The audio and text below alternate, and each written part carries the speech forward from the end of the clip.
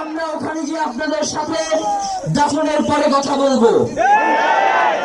বাংলাদেশের স্বাধীনতা সার্বভৌমত্ব থাকবে, বাংলাদেশের ইনসাফ কায়েম হবে, আমরা বাংলাদেশের জন্য রক্ত দেওয়ার জন্য সবাই প্রস্তুত।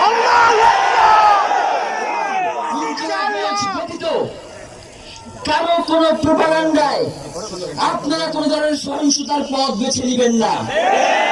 আমরা ইনকিলাব মঞ্চের পক্ষ থেকে আপনাদেরকে জানাবো কখন কি ব্যবস্থা গ্রহণ করতে হবে।